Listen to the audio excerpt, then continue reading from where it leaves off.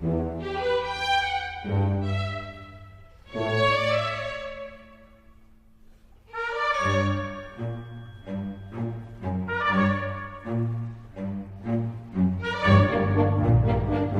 क्या होता है? व्यापार देखिए क्या है कि कॉमर्स में हम लोग व्यापार के बारे में पढ़ते हैं, है ना। व्यापार का मतलब होता है किसी भी वस्तु का लेन देन करना, लेकिन लाभ कमाने के उद्देश्य से किया गया कार्य ही व्यापार कहलाता है ना। हम लोग को यह डिफाइन करना है कि लाभ कमाने के उद्देश्य से किया गया कार्य व्यापार है। जब तक आप अपनी परिभाषा में लाभ कमाने का उद्देश्य नहीं लिखेंगे तब तक वो व्यापार का परिभाषा नहीं बन सकता है ना। तो व्यापार कहने का मतलब लाभ कमाने का उद्देश्य, चाहे लाभ आप 50 पैसा कमाइए, चाहे आप 1 पैसा कमाइए, चाहे 1 रुपए कमाइए, चाहे जितना भी रुपए आप लाभ कमाइए, तो लाभ कमाने के उद्देश्य से जो काम करते हैं उसको हम लोग व्यापार कहते हैं। सबसे पहला शब्द। उसके बाद आपने 11th में टॉपिक पढ़ा होगा पूंजी, क्योंकि बिना पूंजी के व्यापार प्रारंभ नहीं हो सकता, उसको बोलते हैं कैपिटल। पूंजी क्या होता है? पूंजी क्या होता है? धन कमाने के उद्देश्य से लगाया गया अतिरिक्त धन पूंजी कहलाता है। धन कमाने के उद्देश्य से लगाया गया अतिरिक्त धन। व्यापार प्रारंभ करने के लिए, व्यापार प्रारंभ करने के लिए जो माल या रोकड़ लगाया जाता है उसे पूंजी कहते हैं।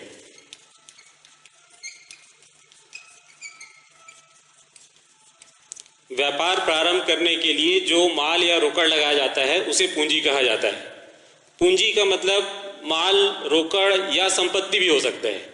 जैसे आप नगद, मान लीजिए आपने 50,000 रुपए लगाया, आपने माल खरीदा 25,000 रुपए का, आपने मान लीजिए उसमें फर्नीचर खरीदा 20,000 रुपए का, आपने कोई और सामान, है ना।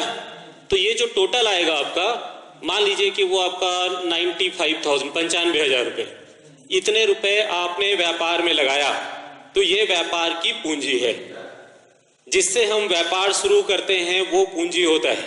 तो व्यापार प्रारंभ करने के लिए जो माल या रोकड़ लगाया जाता है उसको पूंजी कहते हैं, ठीक है। उसके बाद एक वर्ड आता है जिसको कहते हैं क्रय। क्रय को परचेस। क्रय, क्रय का मतलब आपका होता है खरीदना। खरीदना आपका 2 टाइप का होता है, एक नगद क्रय, एक उधार क्रय है। उधार, देखिए इतना शुद्ध हिंदी ना हो जाए, है ना। एक नगद और एक उधार, इसको कैश परचेस और एक क्रेडिट परचेस।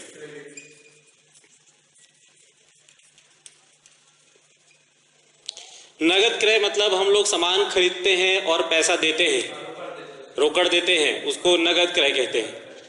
उधार क्रय कहने का मतलब हम लोग सामान खरीदते हैं लेकिन पैसा कुछ समय बाद देंगे, अभी हमने तुरंत भुगतान नहीं किया है, तो ये आपका उधार क्रय हुआ है ना। वैसे ही आपका विक्रय, विक्रय आपका 2 तरीके से होता है। विक्रय मतलब सेल्स, ये भी आपका नगद विक्रय और एक उधार विक्रय। उधार विक्रय, नगद विक्रय मतलब इसको कैश सेल्स, और उधार विक्रय मतलब क्रेडिट सेल्स।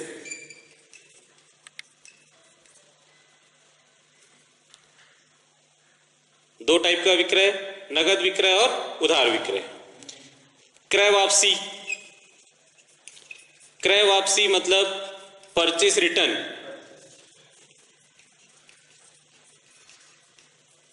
खरीद कर वापस करना क्रय वापसी कहलाता है। खरीद कर वापस करना क्रय वापसी। आप सामान चाहे आप नगद खरीदिए चाहे उधार खरीदिए, है ना।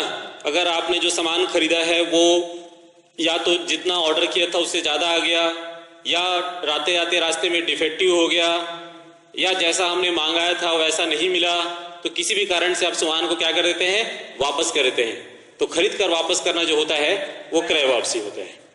फिर आपका विक्रय वापसी। विक्रय वापसी मतलब सेल्स रिटर्न।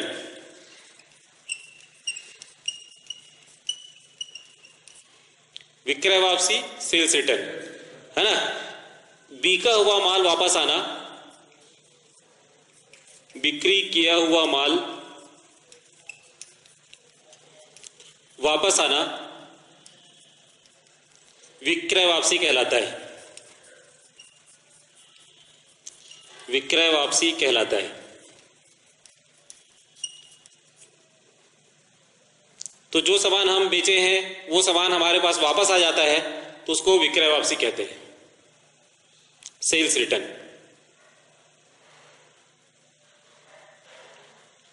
ठीक है। फिर उसके बाद आपका अगला शब्द है देनदार। देनदार मतलब डेटर। देनदार क्या होता है, जिसको हमने रोकड़ या माल उधार दिया है, मतलब वो आदमी हमारा देनदार है। तो जिस व्यक्ति को हमने सामान दिया है या माल दिया है वो देनदार कहलाता है। तो जिस व्यक्ति को या संस्था को उधार दिया गया है या जिनसे रोकड़ या माल लेना है ना, वो देगा हमको, वह व्यक्ति या संस्था देनदार कहलाता है। व्यक्ति या संस्था कहने मतलब क्या होता है कि हम व्यापार में दो तरीकों से कई व्यक्तियों से लेन देन करते हैं। कई व्यक्ति कहने का मतलब किसी व्यक्ति से भी लेन देन करते हैं या किसी संस्था से भी लेन देन करते हैं। जैसे कोई कंपनी हो गया या कोई इंस्टीट्यूशन हो गया जिनको हमको सामान दे दिए, पैसा नहीं दिए, तो चाहे वो व्यक्ति हो या संस्था हो, उनसे पैसा लेना है ना, तो वो हमको पैसा देगा, अभी दिया नहीं है, इसलिए वो हमारे लिए क्या हो जाएगा, देनदार हो जाएगा। फिर उसके बाद आपका लेनदार। लेनदार मतलब क्रेडिटर, जो हमसे पैसा लेगा या जिससे हमने उधारी लिया है।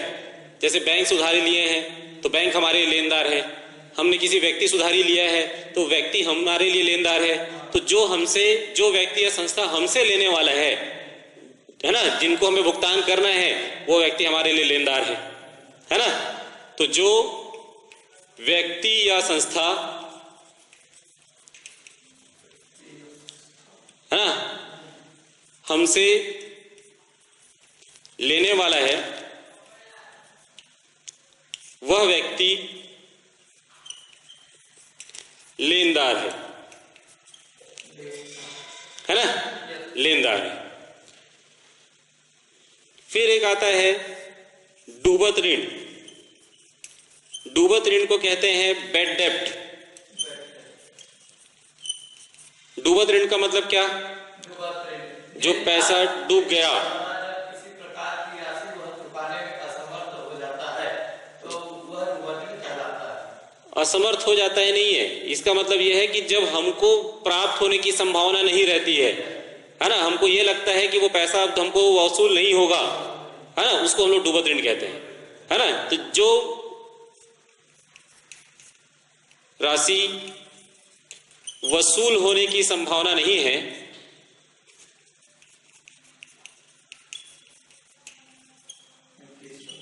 ना, संभावना नहीं है, वह डूबत ऋण कहलाता है।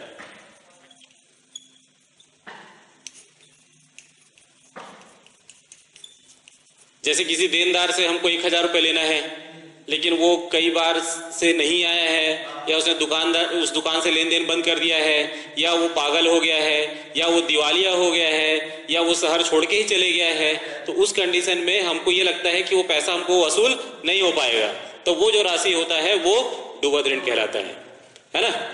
उसके बाद आपका होता है संपत्ति। संपत्ति को बोलते हैं एसेट्स। संपत्ति क्या होता है? फर्नीचर, मशीन इत्यादि स्थायी संपत्ति। संपत्ति के, हाँ वो तो स्थायी संपत्ति है, वो संपत्ति के प्रकार है। तो संपत्ति क्या होता है? व्यापार को आरंभ करने पे व्यापार को आरंभ करने पे जो स्थायी संपत्ति लाभ कमाने के उद्देश्य से जो हम लोग विनियोग करते हैं वो संपत्ति है। विनियोग कहने मतलब इन्वेस्टमेंट करना, निवेश करना, है ना, उसको हम लोग संपत्ति कहते हैं। जो हमारे लाभार्जन में सहायता प्रदान करता है ना। जो वस्तु, जैसे हम लोग क्या है, भवन, भाई भवन रहेगा तभी तो व्यापार चलेगा, तो वो हमारे लाभ अर्जन करने में हमको मदद कर रहा है, इसलिए भवन खरीदना जो होता है वो एक संपत्ति है। फर्नीचर रहेगा तभी तो स्टूडेंट बैठेंगे, है ना, तो वो भी हमने व्यापार में लगाया है ना, उसको हम लोग वो भी हमारे लिए संपत्ति है। तो संपत्ति उसे कहते हैं जो हमारे लाभार्जन को बढ़ाता है, जिसकी मदद से हम लोग लाभ कमाते हैं या लाभ बनाए रखने में हमको मदद करता है ना। भाई एक क्लासरूम है, 2 क्लासरूम बनाएंगे तो भवन बढ़ेगा, तो भवन बढ़ेगा मतलब उसमें ज्यादा बच्चे बैठेंगे तो हमारा लाभार्जन बढ़ेगा। तो लाभ कमाने के उद्देश्य से हम लोग जो विनियोग करेंगे उसको हम लोग संपत्ति कहते हैं। संपत्ति की परिभाषा के अंतर्गत आप संपत्ति को अलग अलग भागों में बांट सकते हैं। एक होता है स्थायी संपत्ति। स्थायी मतलब फिक्स एसेट्स, फिक्स्ड एसेट्स। एक चालू संपत्ति। चालू संपत्ति मतलब करेंट एसेट्स।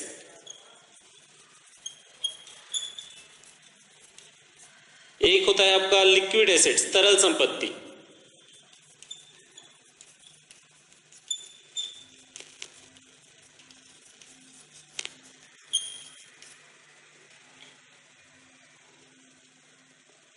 और ये सब संपत्तियां जो होता है इनको मेन हेडिंग ले सकते हैं मूर्त संपत्ति। क्या कहते हैं इसको? मूर्त संपत्ति।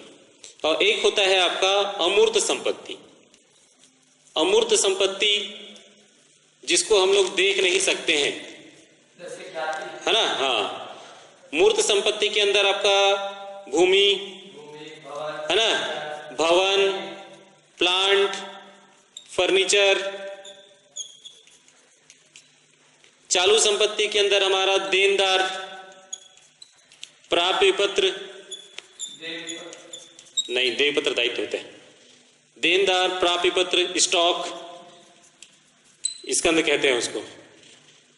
तरल संपत्ति के अंदर हमारा रोकड़, बैंक, ये हमारी तरल संपत्तियां हैं। फिर उसके बाद आपका अमूर्त संपत्ति के अंदर ख्याति, पेटेंट, कॉपीराइट।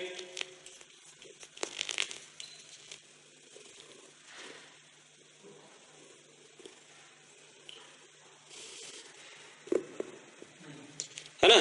तो इसमें स्थायी संपत्ति के अंदर भूमि, भवन, प्लांट, मशीनरी। स्थिर संपत्ति या स्थायी संपत्ति या फिक्स एसेट्स कहने का मतलब ये होता है कि इसको हम लोग एक बार विनियोग करते हैं तो उसका लाभ हम लोग आगामी कई वर्षों तक प्राप्त करते हैं। तो दीर्घकालीन अवधि के लिए जो विनियोग किया जाता है उसको स्थायी संपत्ति कहते हैं। चालू संपत्ति मतलब आप कहने का मतलब करेंट एसेट्स कहते हैं इसको। करेंट एसेट्स या चालू संपत्ति कहने का मतलब देनदार, प्राप्य पत्र, स्टॉक, जिसको विद इन 1 ईयर, 1 साल के अंदर जिसको कैश में कन्वर्ट किया जा सकता है या जिसका लाभ हमें अल्प अवधि के लिए मिलता है, उसे हम लोग करंट एसेट्स कहते हैं। चालू संपत्ति मतलब इसका उपयोग हम लोग कब तक कर सकते हैं? 1 साल के अंदर कैश में कन्वर्ट कर लेते हैं, है ना। एक होता है आपका तरल संपत्ति। तरल संपत्ति मतलब जिसको हम लोग आसानी से लेन देन कर लेते हैं, जैसे नगद हुआ, तुरंत किसी को दे सकते हैं, ले सकते हैं, बैंक से पैसा निकाल के लेन देन कर सकते हैं, इसलिए तरल है, जो बहाव में है, इसलिए उसको तरल संपत्ति कहा जाता है। फिर उसके बाद अमूर्त संपत्ति होता है। अमूर्त संपत्ति के अंदर आपका ख्याति, पेटेंट, जिसको हम लोग देख नहीं सकते हैं, जिसको हम लोग सिर्फ महसूस कर सकते हैं, जिसको हम लोग छू नहीं सकते हैं, वो आपका अमूर्त संपत्ति होता है। जैसे ख्याति। ख्याति क्या होता है? ख्याति जैसे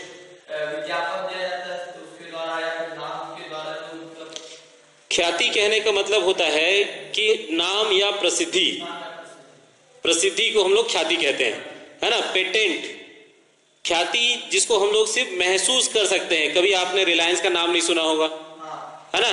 कभी आपने जो है कोई भी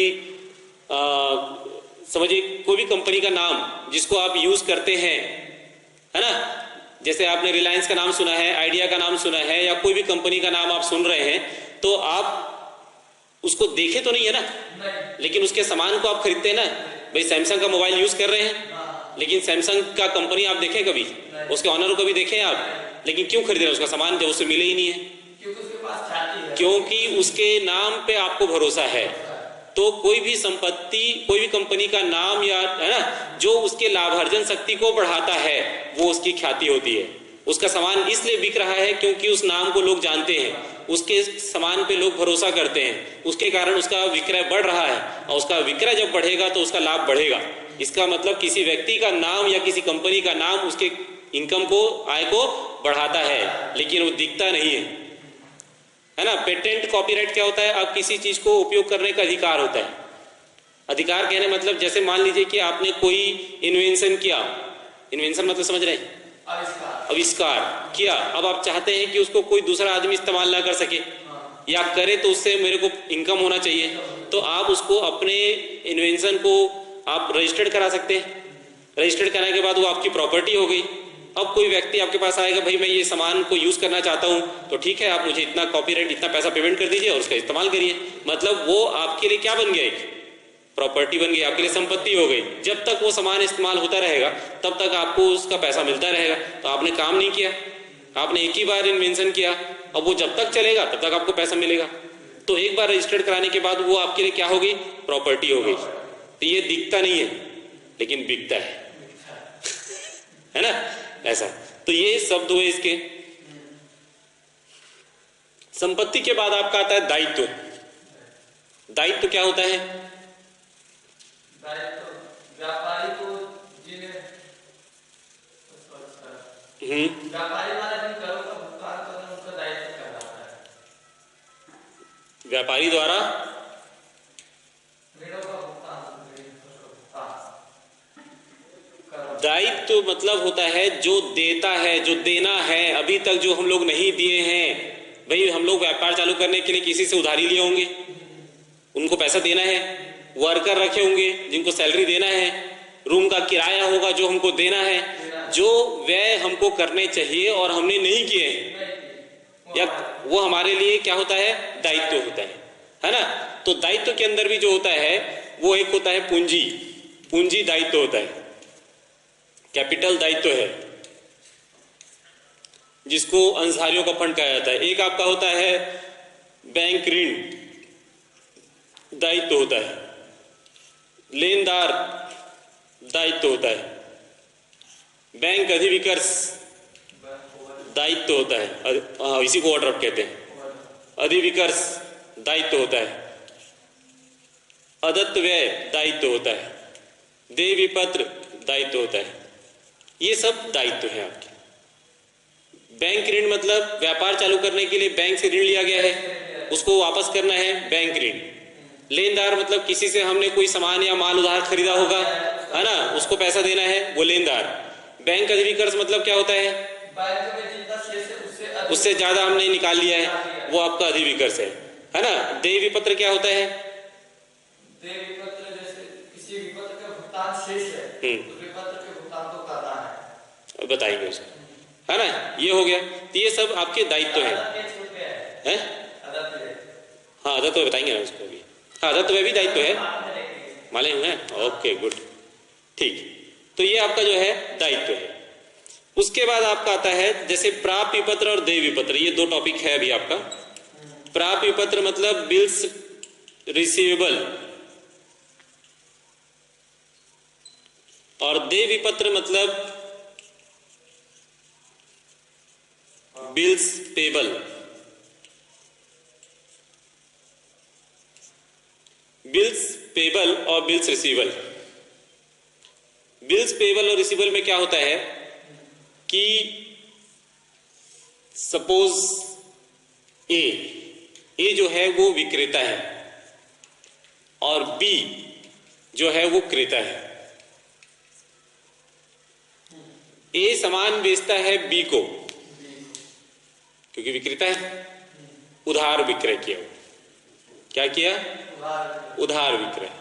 अब उधार विक्रय करेगा तो बी बोलेगा भाई पैसा मैं आपको 3 महीने बाद दूंगा, आज तो नहीं दे पाऊंगा, पैसा नहीं है।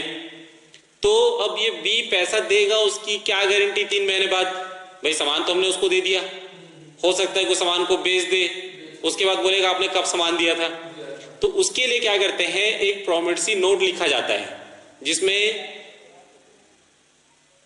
ये समझिए कि उसको एक नोट कहने मतलब प्रॉमिसरी नोट है ना, हाँ, कि आज का दिनांक है ना है, ठीक, और मैं आपको या आपके द्वारा आदेशित व्यक्ति को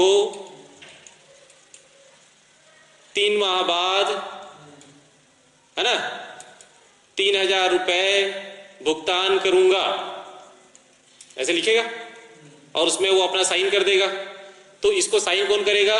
बी, क्रेता, क्योंकि ये जो लिखा गया है विक्रेता के द्वारा लिखा जाएगा, लेकिन साइन करेगा क्रेता कि आपने जो लिखा है वो सही लिखा है ना। तो उसको स्वीकार करना कहते हैं, विपत्र का स्वीकार कर रहे हो। तो ये जो विपत्र है वो विक्रेता अपने पास रखेगा। इस विक्रेता को ये पैसा कब मिलने वाला है? 3 माह बाद। तो ये विपत्र विक्रेता के लिए जो है वो प्राप्त विपत्र कहलाएगा, है ना। और यही विपत्र क्रेता के लिए क्या हो जाएगा? देय विपत्र। भुगतान करना है और इसको प्राप्त होना है, इसलिए प्राप्त विपत्र हो गया। तो इसके लिए प्राप्त विपत्र जो है वो संपत्ति है और इसके लिए देय विपत्र जो है वो दायित्व हो जाता है। ठीक है, क्लियर, गुड। तो ये अभी हम लोग जो पढ़े हैं वो कॉमर्स के शब्द हैं जिसका इस्तेमाल पूरे अकाउंट्स में होता है। अगर ये फंडामेंटल अगर आपका क्लियर रहेगा तभी आपको अकाउंट पूरा समझ में आता है। अकाउंट्स क्या होता है? वित्तीय व्यवहारों को, है ना, पुस्तकों में लिखने की कला को ही लेखांकन कहा जाता है ना। वित्तीय व्यवहारों को पुस्तकों में लिखने की कला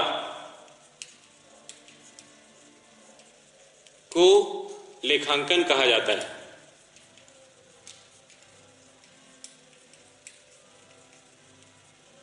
ये लेखांकन है।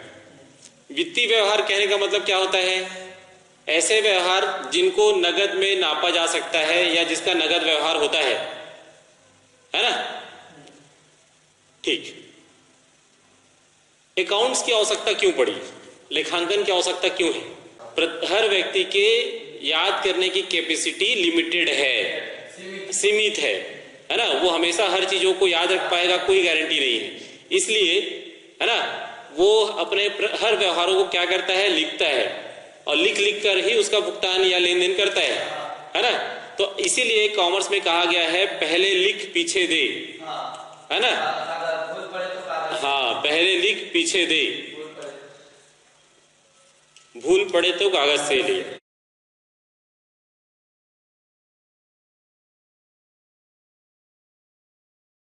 इसीलिए आपको हर चीज को क्या करना पड़ता है? पुस्तकों में लिखना पड़ता है ना। इससे एक लाभ तो ये हो गया कि याददाश्त लिमिट है। दूसरा क्या? दूसरा रीजन क्या?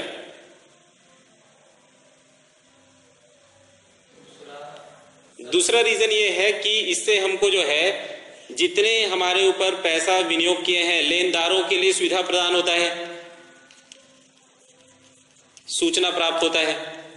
सूचना प्राप्त होने का मतलब क्या है? जैसे हमने व्यापार शुरू किया है तो व्यापार शुरू किया तो अपना पैसा भी लगाया, बैंक से भी उधारी लिया, किसी दोस्तों से भी उधारी लिया। तो अब जब हम लेन देन लेखा जोखा रखेंगे तभी तो उनको बता सकते हैं कि हमारा वित्तीय स्थिति अभी कैसा है, पैसा चुकाने की स्थिति में है कि नहीं है ना। तो हम अपने लेनदारों के लिए सूचना प्रदान निकलता है। फिर उसके बाद सरकार के लिए सूचना निकलता है कि भाई हम लोग कितना इनकम ले रहे हैं, है ना, कितना हमको लाभ हो रहा है कि नहीं हो रहा है, हम टैक्स पटा रहे हैं कि नहीं पटा रहे हैं। तो सरकार के लिए भी सूचना प्राप्त होता है है ना। तो जिससे हम लोगों ने पैसा लिया है, जिससे हमको आवश्यकता पड़ती है, हम उन सभी को अपना लेखांकन के द्वारा इंफॉर्मेशन दे सकते हैं। कभी अगर मान लीजिए हमको नुकसान हो रहा है, हम पैसा भुगतान करने की कंडीशन में नहीं है, तो हमको कोर्ट को भी बताना पड़ सकता है ना। क्योंकि हमको जो है दिवालिया घोषित करवाना है, तो कोर्ट ही दिवालिया घोषित करेगा। तो कोर्ट जो है वो हमको दिवालिया घोषित तभी कर पाएगा जब हम अपना वित्तीय स्थिति बता पाएंगे कि हम लोग नुकसान में चल रहे हैं, है ना। तो इन सबको सूचना देने के लिए भी लेखांकन को लिखने की आवश्यकता, अकाउंट को लिखने की व्यवस्था करनी पड़ती है। इसी को अपन क्या कहते हैं, लेखांकन। ठीक है। लेखांकन के कुछ नियम हैं जिसको गोल्डन रूल कहते हैं।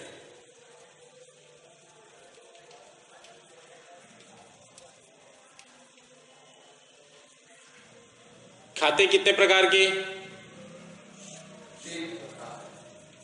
खातों के प्रकार, टाइप्स ऑफ अकाउंट्स,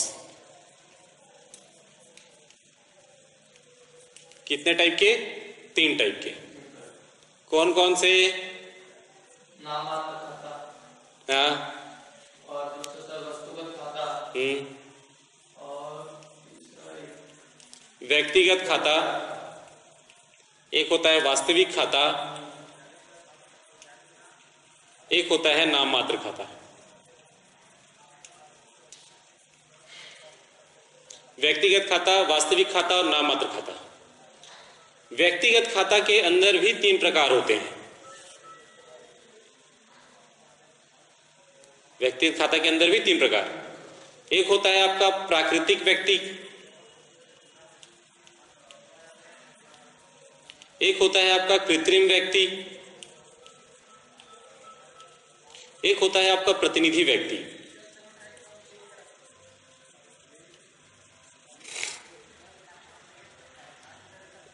व्यक्तिगत खाते कहते हैं पर्सनल अकाउंट।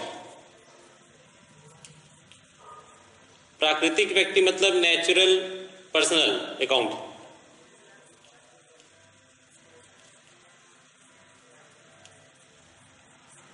कृत्रिम मतलब आर्टिफिशियल।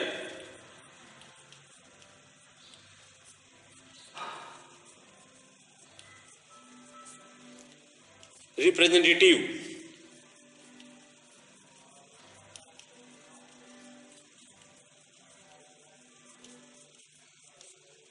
तीन टाइप के पर्सनल अकाउंट हैं आपके। पर्सनल अकाउंट के अंदर 3 टाइप। व्यक्तिगत खाते कहते हैं उसको, प्राकृतिक व्यक्ति, कृत्रिम व्यक्ति, प्रतिनिधि व्यक्ति।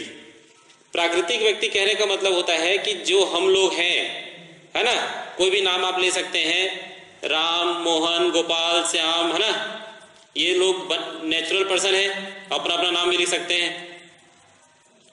ये सब नेचुरल है, प्राकृतिक है। कृत्रिम व्यक्ति कहने का मतलब होता है जो व्यक्ति नहीं है लेकिन फिर भी हम लोग उसको कॉमर्स में, अकाउंट्स में एक व्यक्ति मानते हैं। जैसे कोई कंपनी, कोई फर्म, कोई संस्था, है ना, ये रियल में व्यक्ति नहीं है लेकिन उसको एक व्यक्ति माना जाता है। ये कानून के द्वारा माने गए व्यक्ति होते हैं। एक होता है प्रतिनिधि व्यक्तिगत खाता, जिसको अपन पूंजी, आहरण, अदत्त, पूर्वदत्त, उपार्जित, अनुपार्जित, ये सब जो है आपके रिप्रेजेंटेटिव पर्सनल अकाउंट में आते हैं। प्राकृतिक व्यक्तिगत में राम, मोहन, गोपाल, श्याम, क्योंकि ये नेचुरल में व्यक्ति हैं इसलिए वो व्यक्तिगत खाते के अंतर्गत आते हैं। कृत्रिम व्यक्ति कहने का मतलब जो रियल में व्यक्ति नहीं है लेकिन फिर भी उसको कानून के द्वारा एक व्यक्ति माना जाता है। जैसे कंपनी है, कंपनी को हम लोग व्यक्ति मानते हैं। उसको पहचानने के लिए एक फर्म या एक लोगो होता है, लोगों के थ्रू हम लोग उसको पहचानते हैं, उसके मोनो के थ्रू उसको पहचानते हैं, उसकी अपनी खुद की एक पूंजी होती है ना। आपका प्रतिनिधि व्यक्ति खाते का मतलब होता है पूंजी, आहरण, मतलब पूंजी किसी व्यक्ति का प्रतिनिधित्व करता है ना, आहरण व्यक्ति का प्रतिनिधित्व करता है। इसके लिए क्या है, जैसे मान लीजिए कि आपने पूंजी, अब पूंजी को हम लोग व्यक्तिगत खाते में क्यों लिए, है ना, पूंजी व्यक्तिगत खाता है, उसके पीछे क्या रीजन है। जैसे मान लीजिए कि आपने लेखा अकाउंट बनाना चालू किया तो उसमें हम लोग को पूंजी मतलब ये पढ़े कि जो पैसा हम व्यापार में लगाते हैं उसको पूंजी कहते हैं। चलिए, हाँ, तो यहाँ पर आपका जो है पूंजी, पूंजी को प्रतिनिधि व्यक्तिगत खाता क्यों कहा जाता है? क्या है कि हमने जब आपको पूंजी के बारे में बताया तो मतलब पूंजी का मतलब वो जो हम व्यापार में पैसा लगा रहे हैं वो पूंजी होता है, माल या पैसा लगा रहे हैं वो पूंजी होता है। लेकिन जब लेखांकन करते हैं तो पूंजी को हम लोग कहते हैं व्यक्तिगत खाता। व्यक्तिगत खाता क्यों कह रहे हैं उसको? जबकि वो समान है, समान है तो वो वास्तविक खाते में आना चाहिए, है ना? तो पूंजी को व्यक्तिगत खाते कहने के पीछे रीजन ये होता है कि हम जब अकाउंट बनाते हैं तो व्यापार का बनाते हैं, ना कि व्यापारी का। व्यापार किस अकाउंट किसका बनाते हैं? व्यापार का। किसका नहीं बना रहे हैं? व्यापारी का। अब व्यापार का जब खाता बनाते हैं तो हमारा अकाउंट का एक नियम होता है कि कभी भी व्यापारी अपने खाते में अपना नाम नहीं लिखता। हमारा नियम है कि हम कभी भी व्यापारी अपने खाते में अपना नाम नहीं लिखता। कहने का मतलब ये है कि जैसे मान लीजिए मैंने आपको कोई 10 रुपए दिया, तो मैं जब मैं अपने अकाउंट में लिखूंगा तो मैं क्या लिखूंगा कि मैंने 10 रुपए दिया? क्या लिखूंगा? 10 रुपए दिया। तो हम लोग अपने खाते में हमेशा जिसके साथ व्यवहार कर रहे हैं उसका नाम लिखते हैं। तो अब पूंजी कौन लगा रहा है? व्यापारी लगा रहे हैं। तो व्यापारी अपने खाते में अपना नाम लिखे कि मैंने पूंजी लगाया। इसका मतलब व्यापारी को कौन प्रतिनिधित्व करेगा? पूंजी प्रतिनिधित्व करेगा। मतलब और प्रतिनिधित्व करना किसी व्यक्ति का ही काम होता है, इसलिए पूंजी एक व्यक्ति को प्रतिनिधित्व कर रहा है, इसलिए पूंजी का प्रतिनिधित्व व्यक्तिगत खाता कहा जाता है। वैसे ही आपका आहरण, आहरण एक प्रतिनिधि व्यक्तिगत खाता क्यों है? क्योंकि आहरण किसको बोलते हैं कि हम जो सामान, व्यापारी जो माल या रोकड़ अपने निजी प्रयोग के लिए निकालता है उसको हम लोग क्या कहते हैं? आहरण कहते हैं। इसका मतलब व्यापारी माल निकालेगा तभी आहरण कहलाएगा। तो आहरण भी किसको प्रतिनिधित्व कर रहा है? व्यापारी को। इसलिए यह भी एक व्यक्तिगत खाता के अंतर्गत आता है ना? मतलब वो प्रतिनिधित्व किसको कर रहा है? व्यापारी को कर रहा है। और व्यापारी को प्रतिनिधित्व करेगा, इसलिए प्रतिनिधित्व कर रहा है, इसलिए वो क्या हो जाएगा? व्यक्तिगत खाते में आएगा। अदत्त, अदत्त कहने का मतलब आउटस्टैंडिंग, है ना? उसका भुगतान नहीं किया गया है। लेकिन अदत्त क्यों व्यक्तिगत खाता है? अदत्त का अपने आप में कोई भी अस्तित्व नहीं है। अदत्त मतलब तुमको क्या समझ में आएगा कि क्या नहीं दिए?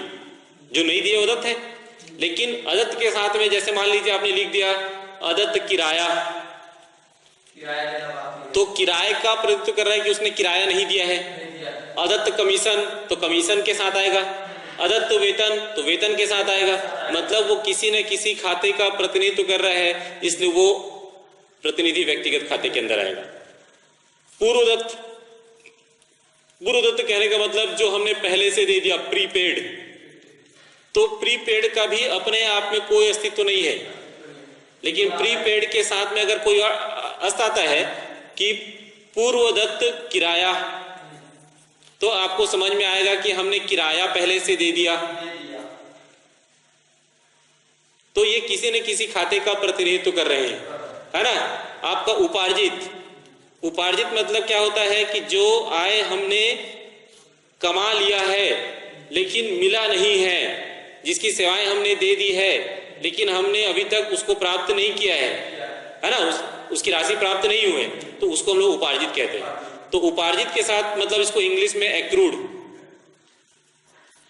तो इसमें जैसे उपार्जित ब्याज,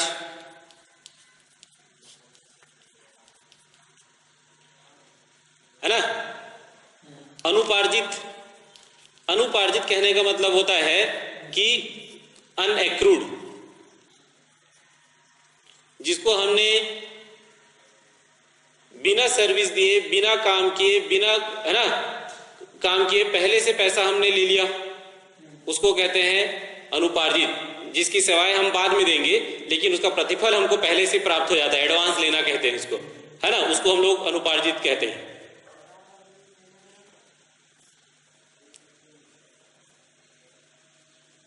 तो ये हुए आपके व्यक्तिगत खाते के प्रकार। व्यक्तिगत खाते के बाद आपका दूसरा है वास्तविक खाता।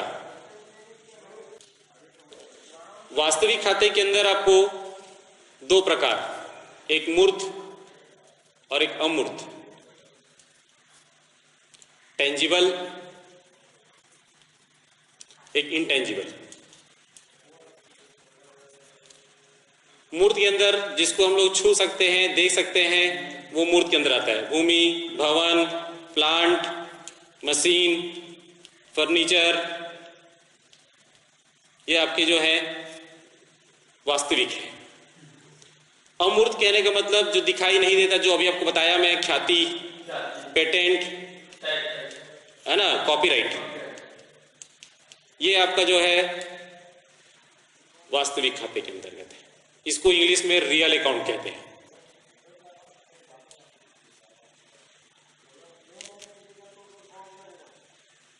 एक होता है आपका नाम मात्र खाता, तीसरा है नाम मात्र खाता, मतलब उसको नॉमिनल अकाउंट। नाम मात्र खाते के अंतर्गत आपका जो है आय और व्यय, जिसको इनकम और एक्सपेंडिचर,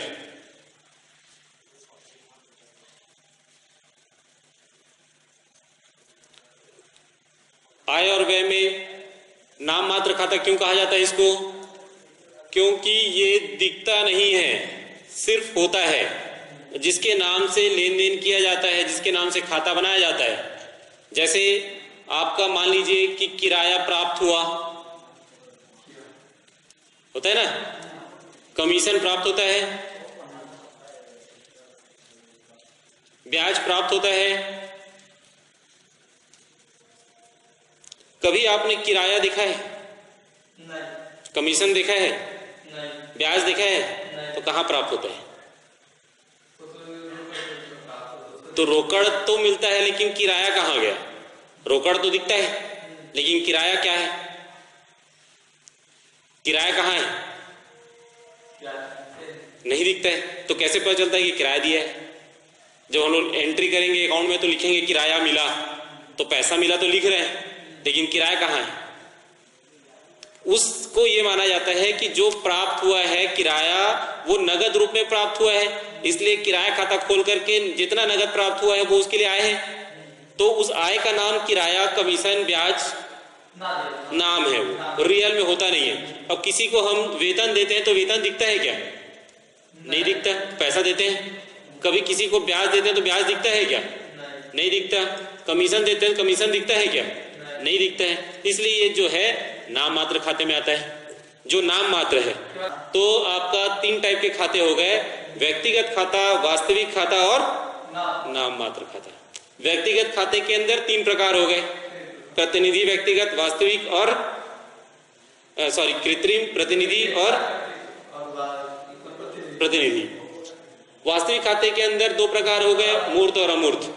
फिर उसके बाद तुम्हारा नाम मात्र खाते के अंदर 2 हो गए, आय और व्यय। यही मेन इंपॉर्टेंट चीज है ये 11th का। अब खातों के नियम हैं। खातों के नियम के लिए आपको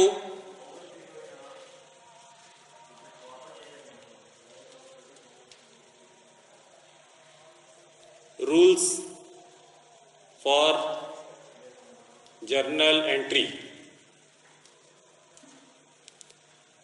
पहला है पर्सनल अकाउंट, व्यक्तिगत खाता। पाने वाले को विकलन करो,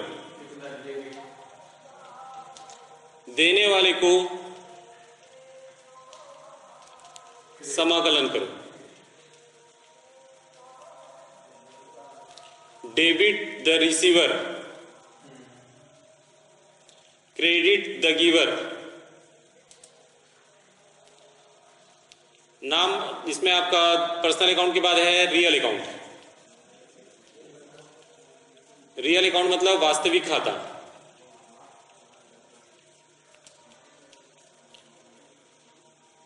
जो वस्तु व्यापार में आए,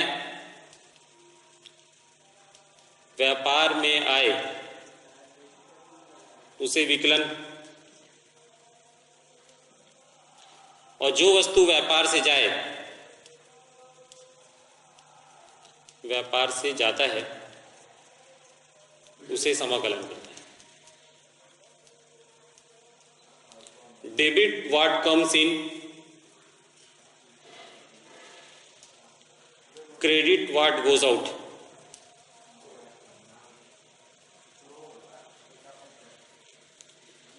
तीसरा नाम मात्र खाता, नॉमिनल अकाउंट।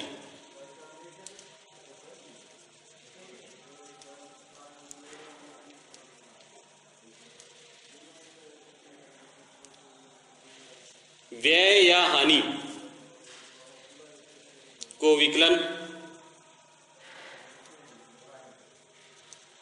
और आय या लाभ को समाकलन।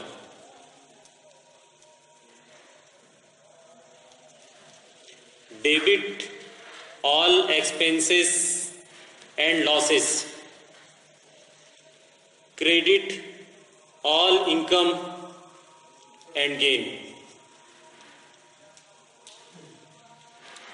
है ना। खाते के 3 नियम, 3 आधारभूत है। ये 3 खंबे ही अकाउंट को मेन है। चाहे आप कुछ भी पढ़िए, 11वीं पढ़िए, चाहे आप MBA पढ़िए, सब जगह यही काम आएगा आपका। तो personal account, real account, nominal account.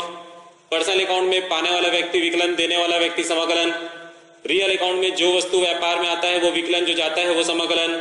Nominal account में जो व्यय और हानि है वो विकलन, आय और लाभ समाकलन।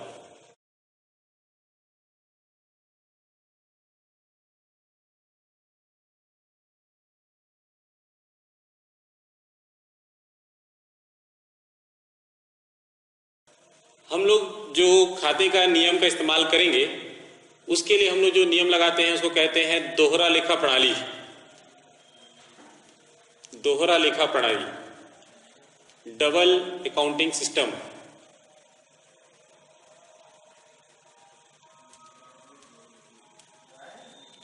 डबल अकाउंटिंग सिस्टम के अंदर क्या होता है कि आपके 2 खाते प्रभावित होते हैं।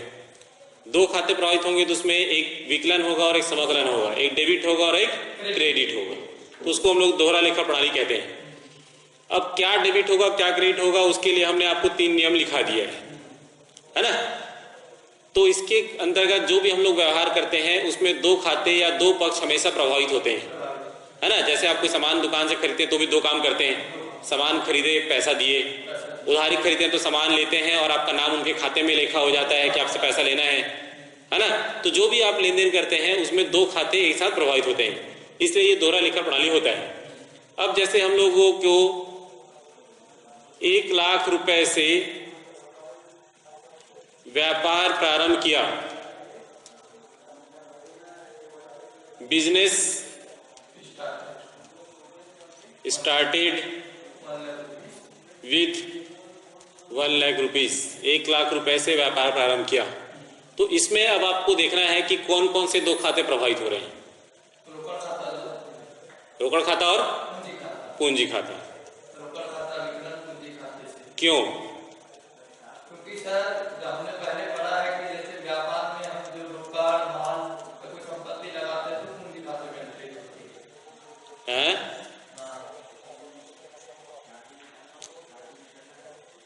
तो इसमें भी आपको बताया गया ना भाई, 2 नियम लगाना है आपको। तो कौन कौन सा नियम लगेगा?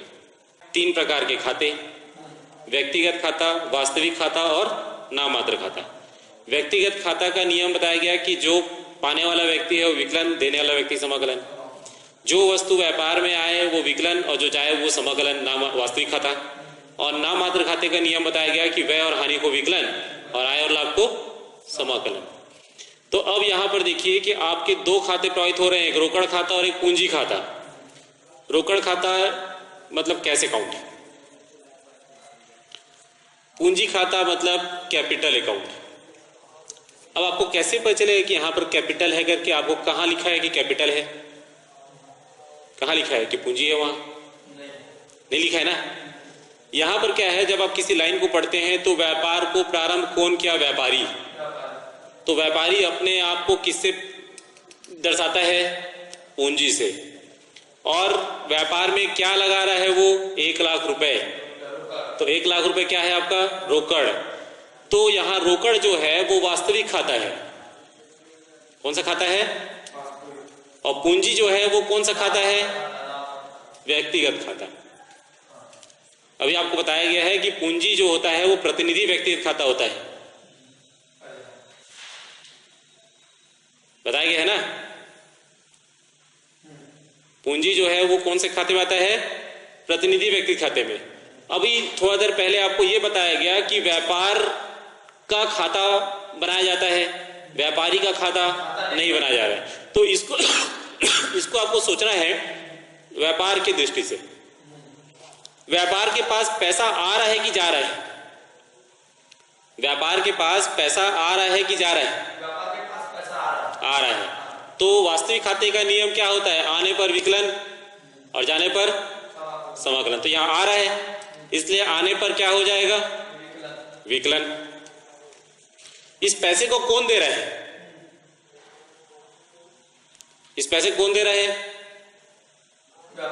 व्यापारी। व्यापारी मतलब पूंजी। तो पूंजी व्यक्तिगत खाता है। व्यक्तिगत खाते का नियम क्या होता है? पाने वाला व्यक्ति विकलन और देने वाला व्यक्ति।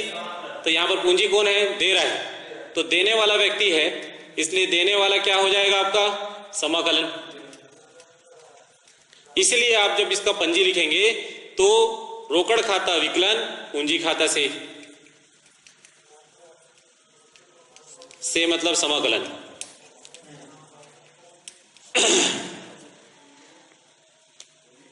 और आपने व्यापार में 1 लाख रुपए लगाया, इसलिए विकलन भी 1 लाख रुपए होगा और समाकलन भी 1 लाख रुपए होगा।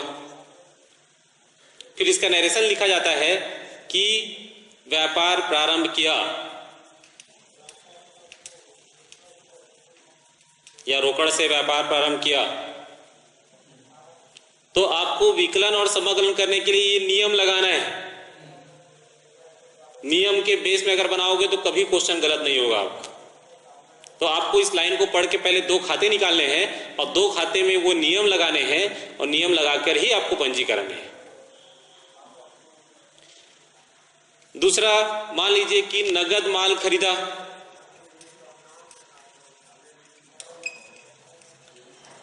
₹5000 का नगद माल खरीदोगे तो एक क्रय खाता होता है। क्रय खाता मतलब परचेस अकाउंट। एक नगद खरीदा इसलिए रोकड़ खाता, कैश अकाउंट। अब क्रय खाता कौन से खाते में आता है? वास्तविक की व्यक्तिगत की नाम मात्र? क्रय खाता व्यक्तिगत खाता कि वास्तविक खाता कि नाम मात्र खाता? क्रय खाता जो है उसको आप नाम मात्र खाता ले लेंगे और नाम मात्र खाता में वो व्यय हो जाएगा, क्यों? खरीदने से व्यय होता है। क्रय एक तरीके का व्यय है ना, तो व्यय है, तो व्यय विकलन की समाकलन? व्यय विकलन होता है, इसलिए विकलन होगा।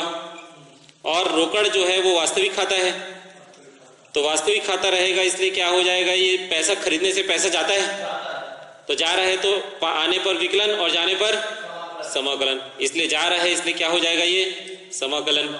इसलिए जब लिखेंगे तो क्या लिखेंगे इसको? क्रय खाता विकलन रोकड़ खाता से।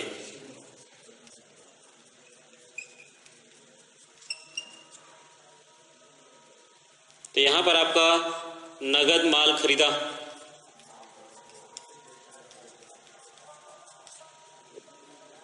₹5000।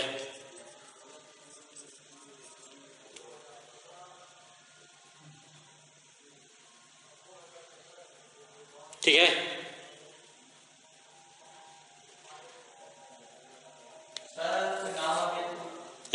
हाँ, बता रहे हैं। अब जैसे रमेश से माल खरीदा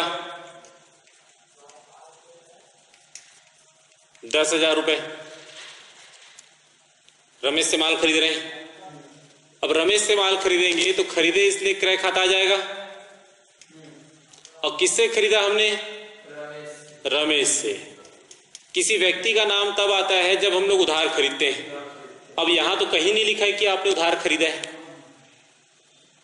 है ना। तो उसके लिए पहचानने का नियम होता है, किसी व्यक्ति का नाम दिया है और उसके साथ में नगद शब्द इस्तेमाल नहीं किया है, इसका मतलब वो उधार खरीदा है। क्योंकि अगर नगद होता तो उसमें लिख के था कि रमेश से नगद माल खरीदा, तब नगद होता है, तब ये वाला बनेगा। लेकिन अगर रमेश से माल खरीदा मतलब हमने सामान खरीदा है, और किससे खरीदा है? रमेश से। इसलिए क्रय खाता जो है वो आपका वास्तविक खाता हो गया, व्यय हो गया, नाममात्र खाता है, इसलिए वो डेबिट हो गया, विकलन हो जाएगा, व्यय है। और इस सामान को किसने दिया? रमेश ने। रमेश कौन से खाते में आएगा? व्यक्तिगत खाता। तो ये देने वाला व्यक्ति है, और देने वाला व्यक्ति क्या होता है? समाकलन होता है। इसलिए क्रय खाता विकलन रमेश से 10,000 रुपए, रमेश से उधार माल खरीदा,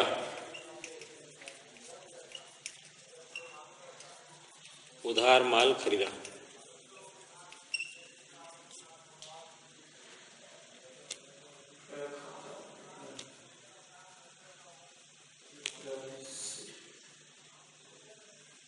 हो गया? फिर उसके बाद आपका जो है नगद माल बेचा। मान लीजिए 15,000 का सामान आपने नगद बेचा, तो नगद बेचोगे तो आपके पास रोकड़ आएगा, इसलिए रोकड़ वास्तविक खाता है। बेचते तो पैसा आता है ना, तो वास्तविक खाता है। और आने पर विकलन होता है, इसलिए वो विकलन हो जाएगा। और बेचना मतलब विक्रय करना, और विक्रय खाता जो है वो आपका आय हो जाएगा, नाममात्र खाता है, ये आय हो जाएगा। तो आय आपका क्या हो जाता है? समाकलन होता है। इसलिए इसका जो पंजी बनेगा वो रोकड़ खाता विकलन और विक्रय खाता से हो जाता है।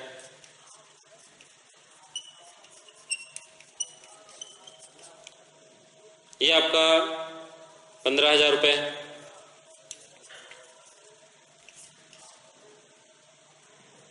नगद विक्रय किया,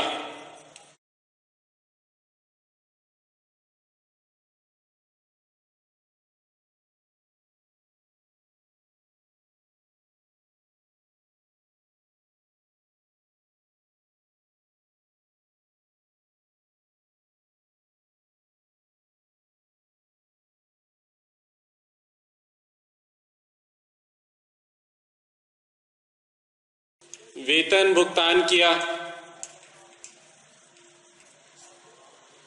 मान लीजिए आपने 1,000 रुपये वेतन दिया, सैलरी पेड, तो वेतन खाता बनेगा एक, और एक रोकड़ खाता बनेगा। वेतन जो है वो आपका, वेतन मतलब सैलरी अकाउंट है, नाम मात्र खाता। तो व्यय की आय, हाँ, क्योंकि दिया गया है इसलिए व्यय है, और व्यय है इसलिए क्या हो जाएगा? विकलन, है ना। और रोकड़ है, रोकड़ दे रहे हैं, तो कैश अकाउंट, नाम वास्तविक खाता, और ये जा रहा है इसलिए क्या हो जाएगा? ये समाकलन। इसलिए क्या पंजी बनेगा इसका? वेतन खाता विकलन रोकड़ खाता से।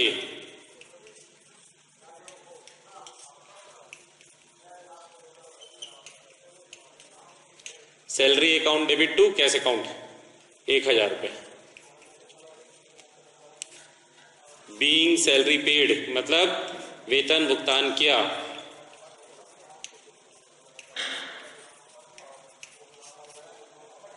ऐसा करते हैं।